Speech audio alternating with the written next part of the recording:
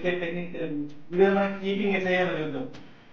ఈ video first మనం ఒక కీపర్ ఎలా స్టాండ్ తీసుకోవాలి అనేది చూద్దాం. తర్వాత డ్రిల్స్ చూద్దాం, తర్వాత టెక్నిక్స్ చూద్దాం. ఎందుకంటే చాలా మంది బాల్ పికప్ చేసుకుని కంపోజ్ చేస్తారు, మన వాటి ఎట్లా క్లియర్ చేయాలో కూడా చూద్దాం. ఎలా మన షోల్డర్స్ ఉన్నాయి, షోల్డర్స్ కొంచెం ఆపోజిట్ కాల్ పెట్టండి, దీన్ని పికప్ చేసుకుని ఈజీ అవుతుంది. ఇది కాల్ పెట్టిన తర్వాత ఎలా కూర్చోవాలి ఇప్పుడు చూద్దాం. ఫ్రెండ్స్, నిల్చునేటప్పుడు 2 feet అలా చూపించిందలాగా దూరం పెట్టుకొని నిల్చోండి.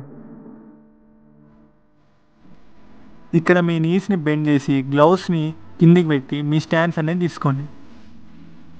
నేను బ్యాక్ బోన్ స్ట్రైట్గా ఉండేటట్టు చూసుకోండి. ఫ్రెండ్స్, ఇప్పుడు స్టంపింగ్ ఎట్లా జరుగుద్దాం. ఒకటి బౌలర్ కనుక కొద్దిగా వైడ్గా వేసినాక బాల్ని మనం సిట్టింగ్ పొజిషన్ నుంచి ఆ పొజిషన్కి వెళ్ళినప్పుడు 2 handsని యూజ్ చేసి స్టంపింగ్ చేసిన అవసరం లేదు.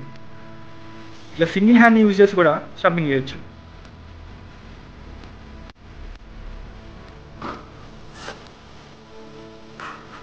స్క్రీన్లో చూసినట్టు గ్లౌస్ మాత్రం ఓపెన్ చేసే పెట్టాలి. క్లోజ్ చేసి పెడితే మనకి బాల్ పికప్ అనేది కష్టమవుతుంది.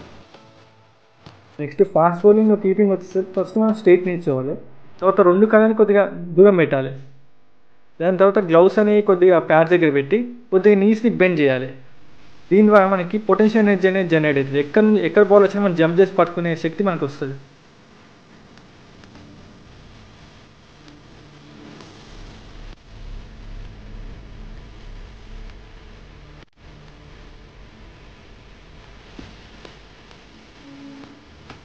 ఈ డ్రిల్లో కీపర్ యొక్క రియాక్షన్ టైం అనేది పెరుగుతుంది. ఈ డ్రిల్లో ఏం చేయాలంటే కీపర్ అనేటోడు వెనకాలకి తిరగాలి.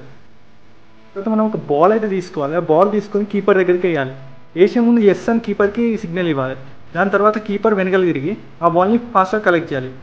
ఇప్పుడు కొన్ని ఎగ్జాంపుల్ చూపిస్తాం. దీనివల్ల రియాక్షన్ టైం చాలా ఫాస్ట్గా ఇంక్రీజ్ అవుతుంది.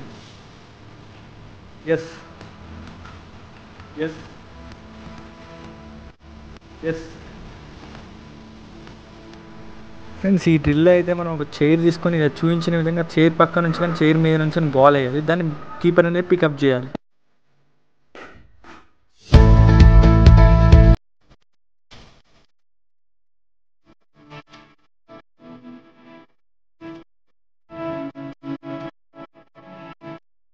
నెక్స్ట్ డ్రిల్లో ఇలా బ్యాట్స్ అయితే అరేంజ్ చేసుకోవాలి. అరేంజ్ చేసుకున్న తర్వాత వాటి మీద బాల్ వేసి కీపర్కి అయితే అందజేయాలి. బాల్ దాని మీద పిచ్ అయిన తర్వాత అది వేరే డైరెక్షన్కి అయితే చేంజ్ అవుతుంది. దీనివల్ల కీపర్కి రిఫ్లెక్స్ అనేది జనరేట్ అవుతుంది. సో ఇది కాసి ఇవాళ వీడియో. మీకు నచ్చినట్టయితే లైక్ చేయండి, షేర్ చేయండి, సబ్స్క్రైబ్ చేయడం అయితే మర్చిపోకండి. Thank you for watching.